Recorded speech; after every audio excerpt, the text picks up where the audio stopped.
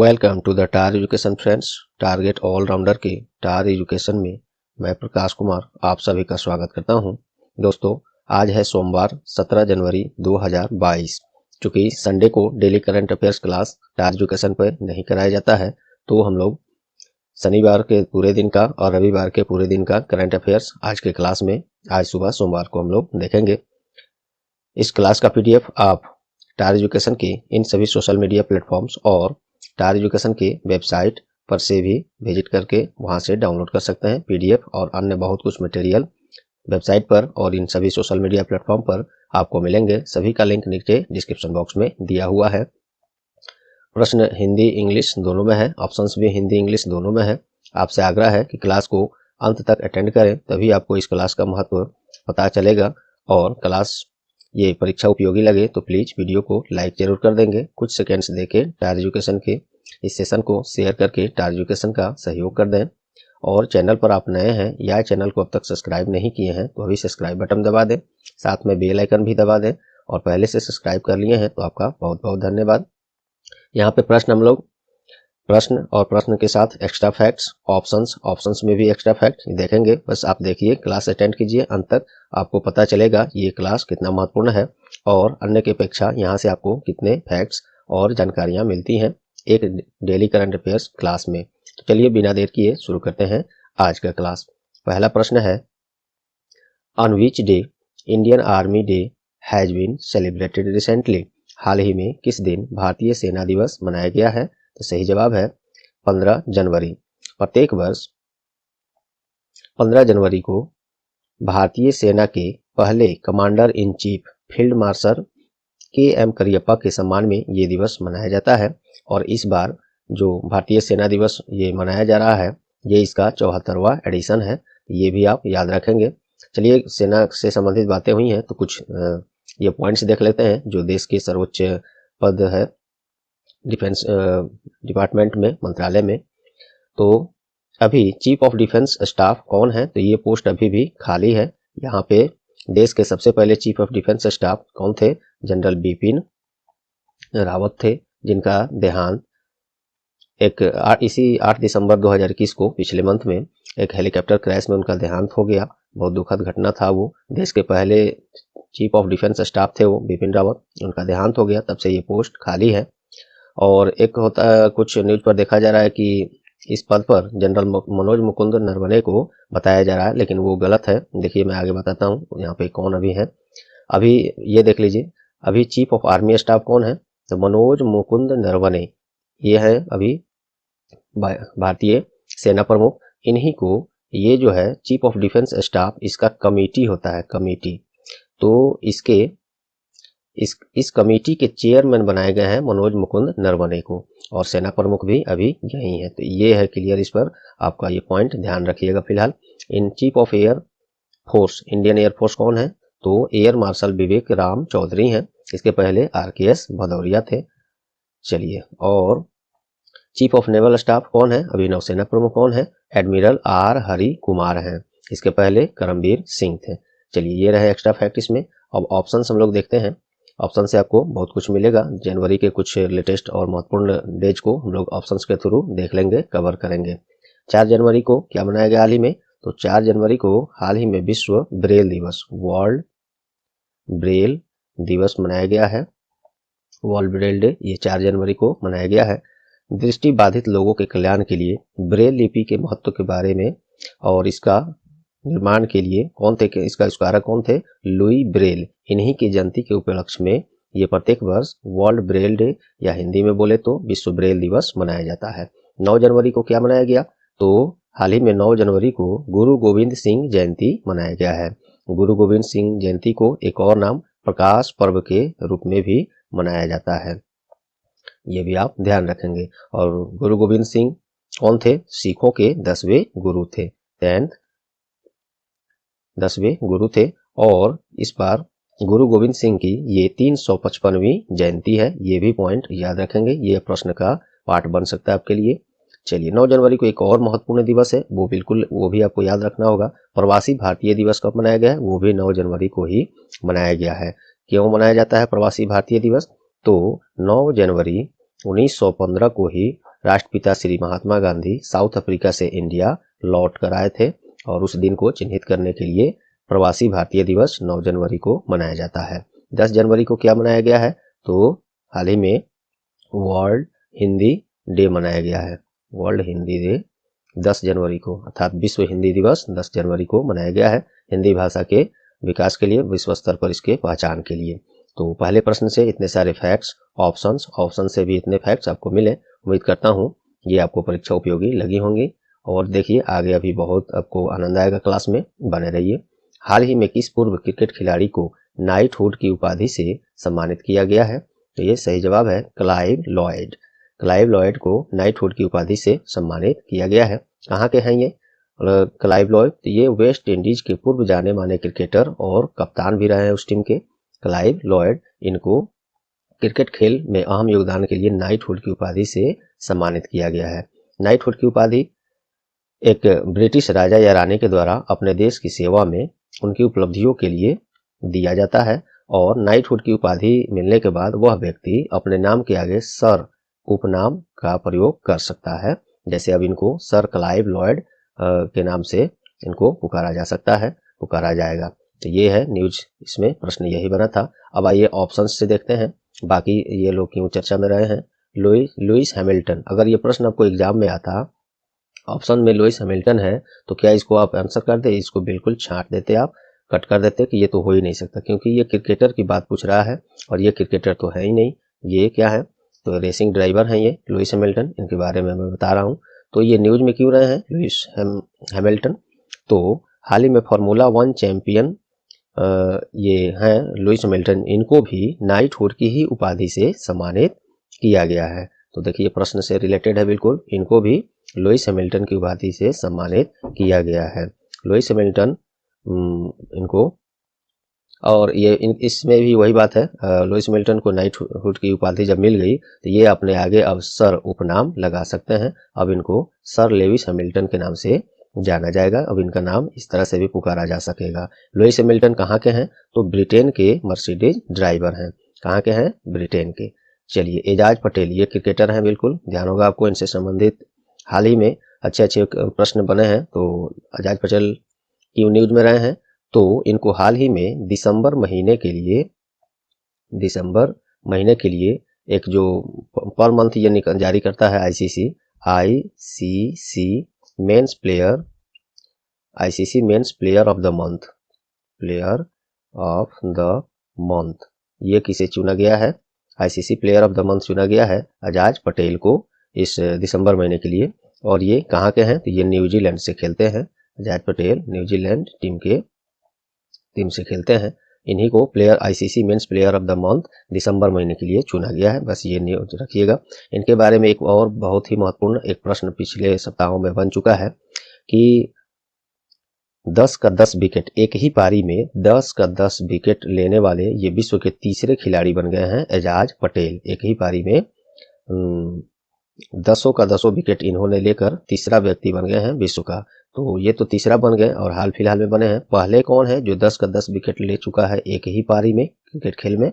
तो उनका नाम है जिम लेकर। और ये कहाँ के हैं? तो इंग्लैंड के हैं जिम लेकर। ये पहले ऐसे क्रिकेट खिलाड़ी हैं जो क्रिकेट के एक ही पारी में खेलते हुए 10 का 10 विकेट लिए हैं। ये है पहला। दूसरा जानना जरूरी है कि दूसरा कौन है ऐसा ही कीर्तिमान बनाने वाला? तो वो अपने भारत के पूर्व क्रिकेटर, कप्तान, बॉलर अनिल कुंबले वो हैं विश्व के दूसरे ऐसे व्यक्ति जो एक ही पारी में 10 का 10 विकेट लेने का कीर्तिमान बनाया है। तो पहला हो गया जिम लेकर इंग्लैंड से, दूसरा अनिल कुंबले भारत से, और तीसरा हो गए एजाज पटेल न्यूजीलैंड से। और इनको Ajaz Patel ICC men's player of the month दिसंबर महीने के लिए मिला है, ये भी है। तो ये सारे फैक्ट्स इसमें जरूरी था बताना। आप उम्मीद करता हूँ ये सब आप अभी पॉइंट नोट कर लिए होंगे, याद होगा। चलिए जेम्स एंडरसन क्यों न्यूज में रहे हैं?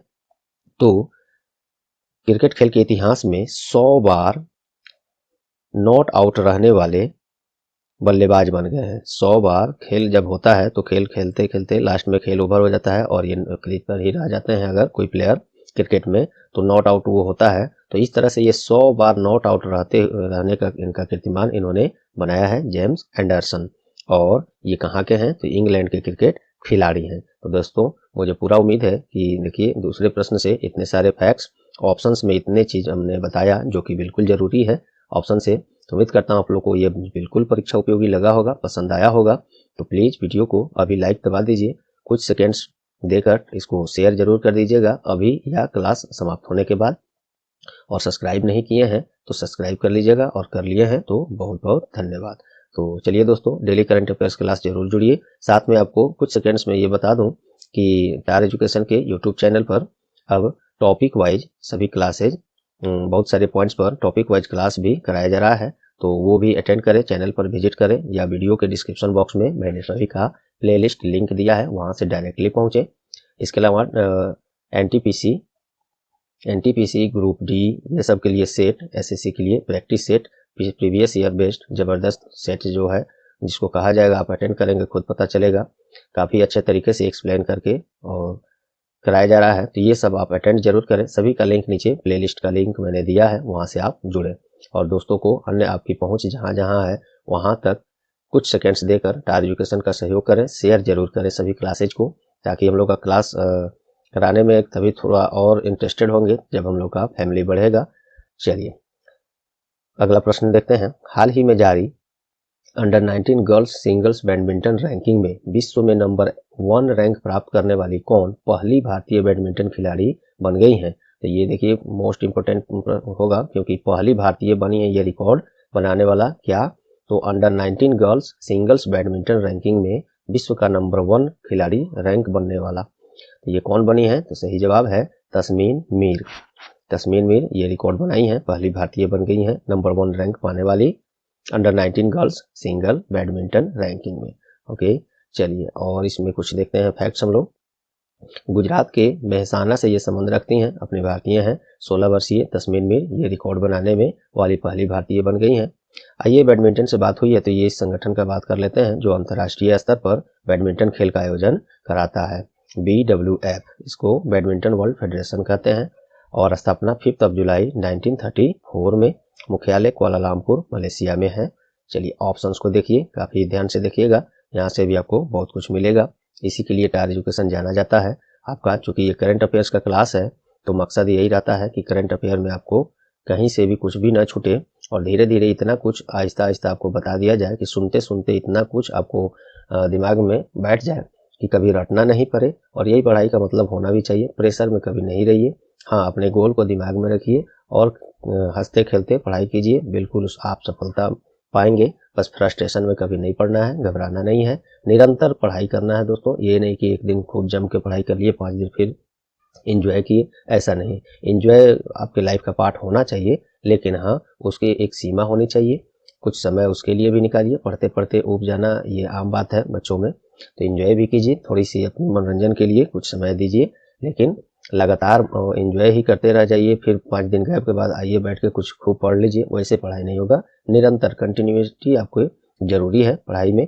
चलिए तो ऑप्शंस देखते हैं दोस्तों। अनाहत सिंह ये नीड में क्यों रहे हैं? तो junior squash open 2021, junior squash open 2021 जीतने वाली पहली भारतीय खिलाड़ी कौन बनी है? अनाहत सिंह। तो ये आपको एग्जाम में इस तरह से भी पूछा जा सकता है, अनाहत सिंह किस खेल से संबंधित हैं? तो ये स्क्वैश प्लेयर हैं, खिलाड़ी हैं।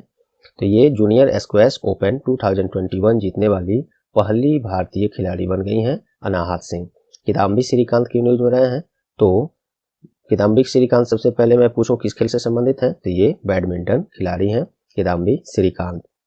ये हाल ही में badminton world federation BWF badminton world federation championship में रजत पदक जीतने वाली भी पहले भारतीय खिलाड़ी बन गए हैं किदाम्बी श्रीकांत। चलिए मनु भाकर क्यों न्यूज में है? ये किस खेल से संबंधित है? पहले ये आपको ध्यान में आना चाहिए। तो ये निशानेबाज हैं मनु भाकर। ये 64वां राष्ट्रीय निशानेबाज अभी चैंपियनशिप जो हुआ है उसमें स्वर्ण पदक इन्होंने हासिल किया है, मनु भाकर ने। तो कौन किस खेल से संबंधित है, ये कंफ्यूजन आपको एग्जाम में होते हैं, और इसको जरूर नोट करके रखा करें। याद तो कर लेते हैं, थोड़ी देर बाद अगर ये कल होके फिर इसको बहुत अच्छे से याद आपको नहीं है तो कंफ्यूजन हो जाता है। तो ऐसे ऐसे पॉइंट्स को आप नोट भी किया करें। चलिए अगला क्वेश्चन देखते हैं। नेक्स्ट है, हाल ही में कहाँ कचाई लेमन फेस्टिवल मनाया गया है? तो ये कचाई लेमन फेस्टिवल मनाया गया है मणिपुर में। ये प्रश्न शायद मुझे लगता है पिछले क्लास में करा चुका हूँ, तो खैर कोई नहीं, महत्वपूर्ण प्रश्न है ये, इसमें बहुत कुछ आपको मिलेगा ऑप्शन और एक्स्ट्रा में। चलिए, तो कचाई लेमन फेस्टिवल मनाया गया है कहाँ? मणिपुर में। मणिपुर। और इसका थीम पहले देख लीजिए, इसका विषय भी रखा गया है। कचाई लेमन फेस्टिवल का विषय है थीम 2022 का सुरक्षित पर्यावरण और ग्रामीण परिवर्तन हेतु जैविक कचाई नींबू। कचाई लेमन फेस्टिवल का ये 18वां संस्करण है, ये याद रखिएगा। एक्चुअली में मणिपुर का एक जिला है उखरुल जिला, ये है उखरुल जिला। यहाँ पे व्यापक रूप से ये कचाई नींबू का उत्पादन होता है। सबसे बड़ी बात, इस कचाई नींबू को जीआई टैग भी मिल चुका है। जीआई टैग अर्थात जियोग्राफिकल इंडिकेशन, हिंदी में बोले तो सांकेतिक भौगोलिक संकेतन, ये मिल चुका है। और ये क्या होता है जीआई टैग?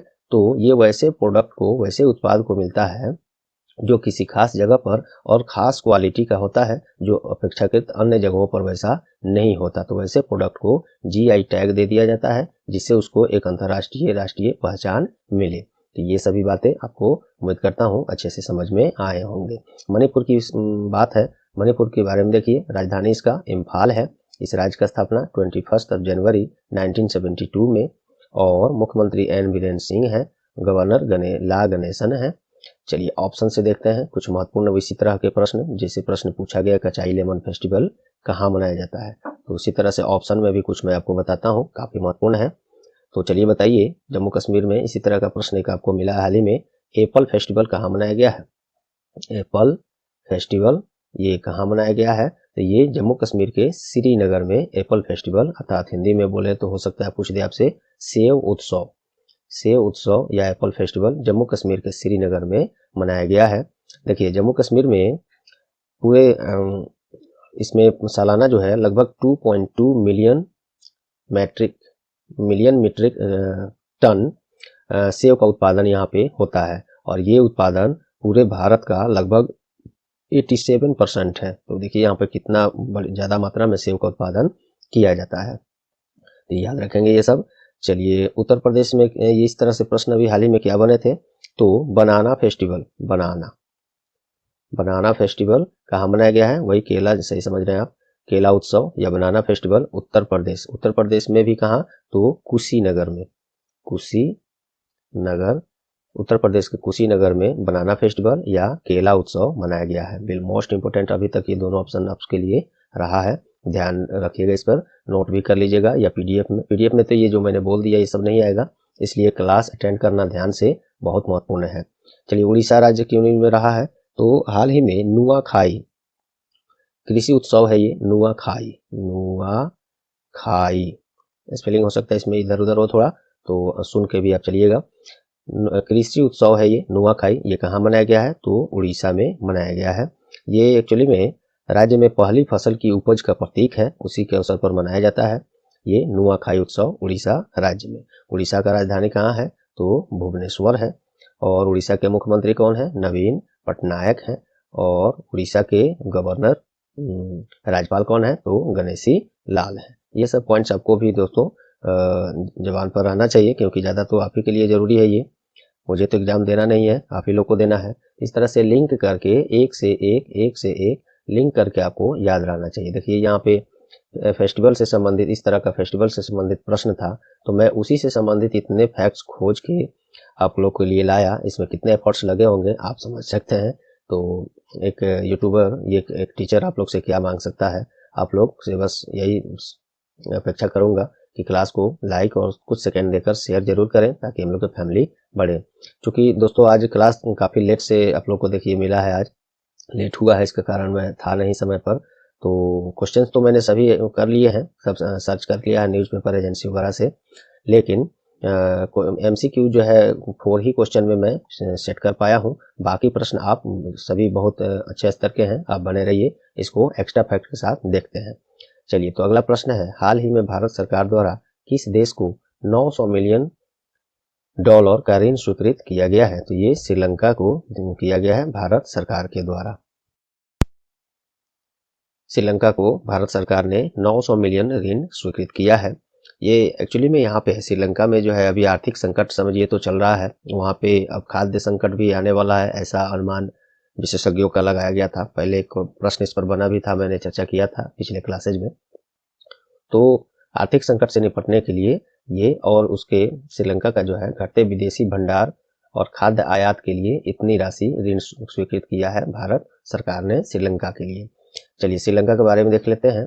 श्रीलंका का 2 राजधानी है, कोलंबो जो एक है कोलंबो एग्जीक्यूटिव कैपिटल है जिसे कार्यपालिका कहते हैं, और एक है श्री जयवर्धनेपुरे कोट्टे, ये लेजिस्लेटिव कैपिटल है, विधायी जिसे कहते हैं और विधायक राजधानी। और यहाँ का मुद्रा क्या है, श्रीलंकन रुपी है। और प्रधानमंत्री यहाँ पे महिंद्रा राजपक्षे हैं और प्रेसिडेंट गोटबाया राजपक्षे हैं, और ये दोनों खास भाई हैं दोस्तों, ये आप जानकारी के लिए रख सकते हैं। चलिए अगला प्रश्न देखते हैं। हाल ही में किस भारतीय क्रिकेट खिलाड़ी ने भारतीय टेस्ट क्रिकेट टीम से के कप्तान पद को छोड़ने का ऐलान कर दिया है? तो ये विराट कोहली हैं, टेस्ट क्रिकेट टीम के कप्तानी इन्होंने छोड़ने का घोषणा कर दिया है। हाल ही में जो साउथ अफ्रीका से क्रिकेट मैच हो रहा था उसमें साउथ अफ्रीका 2-1 से जीत दर्ज किया। एक ठो इंडिया ने जीता और 2 ठो मैच उसने जीता और सीरीज ले गया। और इस तरह से साउथ अफ्रीका से उसके धरती पर एक भी टेस्ट मैच अब तक इंडिया नहीं जीता है, सीरीज नहीं जीता है। टेस्ट तो उसमें मैच की बात करें तो जीता ही है सीरीज के दौरान, 2 में से 1, 3 में से 1 ऐसे करके। तो वहाँ पे एक भी सीरीज नहीं जीता है इंडिया, ये एक रिकॉर्ड है। हालांकि ये प्रश्न पूछेगा नहीं लेकिन आपकी जानकारी के लिए जरूरी है। तो टेस्ट क्रिकेट उसी के बाद, ये हारने के बाद टेस्ट क्रिकेट टीम के कप्तानी छोड़ रहे हैं विराट कोहली। चलिए कुछ और ये बात है, ये 2014 से ही इस पद पर बने हुए थे विराट कोहली, जब उससे पहले महेंद्र सिंह धोनी थे टेस्ट क्रिकेट टीम के कप्तान संभाल रहे थे। और विराट कोहली के बारे में कुछ और जान लेते हैं। देखिए 68 टेस्ट क्रिकेट टीम के कप्तानी में खेला गया है, जिसमें 64 मैचों में जीत इन्होंने दिलाया है। और एक रिकॉर्ड देखिए ये बना है, प्रश्न बनकर पिछले क्लासेज में आपको मिला होगा, वो मैं यहाँ पे दे दिया हूँ, ध्यान से देखिए। सभी खेल प्रारूपों में 50 अंतर्राष्ट्रीय मैच जिताने वाले विराट कोहली पहले कप्तान बन गए हैं। कप्तान के तौर पर सभी खेल प्रारूपों में क्रिकेट का, जैसे ओडीआई, जिसे ओडीआई वनडे इंटरनेशनल कहते हैं, T20 हो गया, टेस्ट हो गया, क्रिकेट का ये सब खेल प्रारूप है। तो इन सभी में 50-50-50 अंतर्राष्ट्रीय मैच जिताने वाले पहले कप्तान बन गए हैं विराट कोहली। ये रिकॉर्ड इनके नाम है, ध्यान रखेंगे। चलिए क्रिकेट से बात हुई है, तो भारत में क्रिकेट खेल का आयोजन कौन कराता है? तो ये BCCI कराता है, अर्थात board of control for cricket in India. स्थापना इसका 4 दिसंबर 1928 में, और प्रेसिडेंट इसके सौरभ गांगुली हैं, जो कि 39वें क्रम के प्रेसिडेंट है इसके BCCI के। और सचिव कौन है BCCI के? सेक्रेटरी जय शाह हैं। और ये वर्तमान गृह मंत्री, और भारत में बना एक पहला मंत्रालय भी नया बना है, क्या नाम है? सहकारिता मंत्रालय, जिसे इंग्लिश में कोऑपरेटिव मिनिस्ट्री कहेंगे। इसके दोनों के मंत्री श्री अमित शाह के ये पुत्र हैं, जय शाह। चलिए नेक्स्ट क्वेश्चन देखते हैं। हाल ही में किस देश ने भारत द्वारा बनाया गया ब्रह्मोस सुपरसोनिक क्रूज मिसाइल को खरीदने का पेशकश किया है? तो ये किया है फिलीपींस।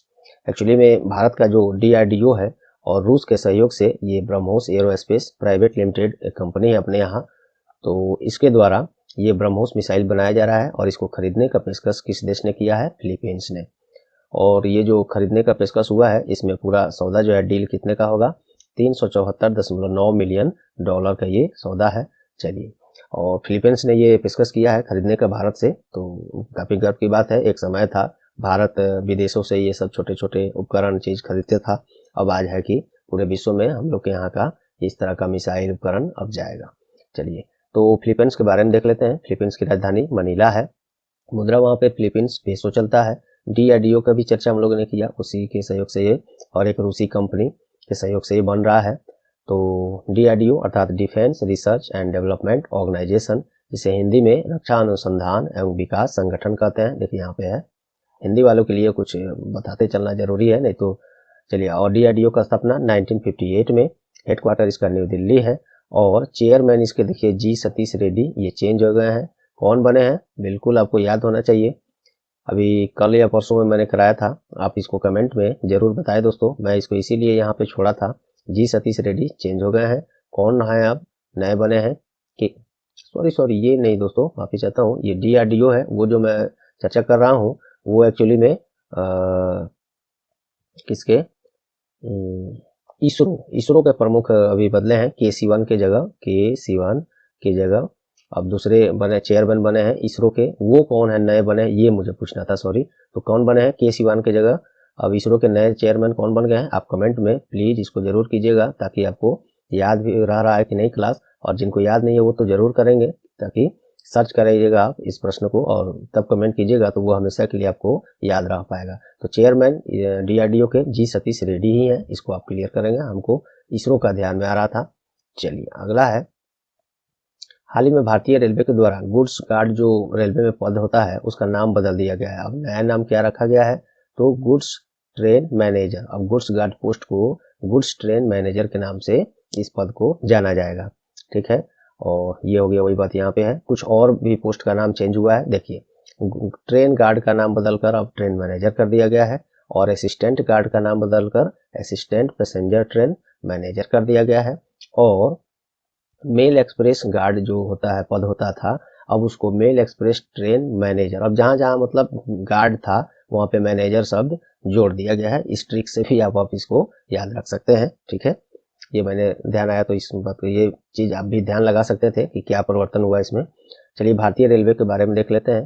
भारत में पहली बार 16 अप्रैल 1853 को बॉम्बे के बोरी बंदर स्टेशन से थाने स्टेशन के बीच 34 किलोमीटर के लिए ट्रेन चलाई गई थी। रेलवे बोर्ड की स्थापना 1905 में, और रेलवे में कुल 18 रेलवे जोन है, जिसमें कोलकाता मेट्रो भी इंक्लूडेड है। भारत के पहले रेल मंत्री जॉन मथाई थे। तो वर्तमान रेल मंत्री कौन है, श्री अश्वनी वैष्णव है। और एक बिल्कुल नया अपॉइंटमेंट ये है, देखिए रेलवे बोर्ड के नए अध्यक्ष और कार्यकारी अधिकारी कौन बने हैं, विनय कुमार त्रिपाठी। तो इसको स्क्रीनशॉट ले लीजिएगा, काफी महत्वपूर्ण पॉइंट है इसमें लगा हुआ। नेक्स्ट देखिए, हाल ही में इंडिया ओपन बैडमिंटन टूर्नामेंट में, जिसे एक शॉर्ट में केवल इंडिया ओपन भी कहते हैं, इसमें पुरुष एकल का खिताब किसने जीता है, तो ये लक्ष्य सेन ने जीता है। तो आप तो एक प्रश्न यहीं पे आप पहले याद रखें कि लक्ष्य सेन किस खेल से संबंधित है, तो ये बैडमिंटन से संबंधित है। और इंडिया ओपन टूर्नामेंट में पुरुष एकल मेंस सिंगल, जिसको इंग्लिश में कहेंगे, ये खिताब लक्ष्य सेन ने ही जीत लिया है। किसे हराकर, तो सिंगापुर के विश्व चैंपियन है एक बैडमिंटन खिलाड़ी, नाम है लोह किन यू, इनको हराकर यह खिताब इन्होंने जीता है। और मिक्स्ड डबल की बात करें, जिसको युगल खिताब कहते हैं, जिसमें 2 प्लेयर एक तरफ से 2 प्लेयर एक तरफ से खेलते हैं, तो इसी खेल में इंडिया ओपन बैडमिंटन टूर्नामेंट या इंडिया ओपन केवल कहेंगे, तो इसमें मिक्स्ड डबल पुरुषों का किसने जीता है, तो ये पहली बार ऐसा है जिसमें भारतीय जोड़ी ने इस मिक्स्ड डबल को या युगल पुरुष वर्ग में युगल खिताब, ये कौन कौन है, दोनों मिलकर इन्होंने जीता है। तो सात्विक साईराज रंकरेड्डी और चिराग सेठी, ये दोनों मिलकर मेंस डुअल का जो मिक्स्ड डबल होता है वो खिताब अपने नाम, और पहली बार ये जीते हैं पुरुष युगल का खिताब। और इसका आयोजन कहाँ हुआ था, इंडिया ओपन बैडमिंटन टूर्नामेंट का, तो ये नई दिल्ली में किया गया है। इससे संबंधित कुछ और प्रश्न आएंगे, अभी खेल जारी है तो फिर मिलेगा आपको। हाल ही में किस देश ने कोविड-19 महामारी के दौरान देश में किसी तरह का लॉकडाउन या क्वारंटाइन नियम नहीं लगाने का घोषणा किया है, वाह जी वाह। सभी पूरा विश्व परेशान है कोविड-19 से, कोरोना से, ओमिक्रॉन से, और ये देखिए साउथ अफ्रीका है, ऐसा देश है जिसने कहा है कि अब देश में किसी तरह का लॉकडाउन या कोई क्वारंटाइन रिस्ट्रिक्शन नहीं लगाया जाएगा। तो ये तो मुझे खैर कोई नहीं, साउथ अफ्रीका ने लगाया है, ये आपको अब न्यूज का पार्ट बन गया है, याद रखेंगे। साउथ अफ्रीका ऐसा देश है जो अब किसी तरह का लॉकडाउन या क्वारंटाइन नियम किसी पर थोपेगा नहीं, ऐसा ये न्यूज है। चलिए, तो साउथ अफ्रीका के बारे में जान लीजिए। इसका 3 राजधानियां हैं, एक है प्रिटोरिया जो एग्जीक्यूटिव कैपिटल है, एक है केप टाउन लेजिस्लेटिव कैपिटल है, एक है ब्लूमफोंटेन जो जुडिशियल कैपिटल है। इसे कार्यपालिका कहते हैं, इसको विधायी कहते हैं, और ये जुडिशियल जो कि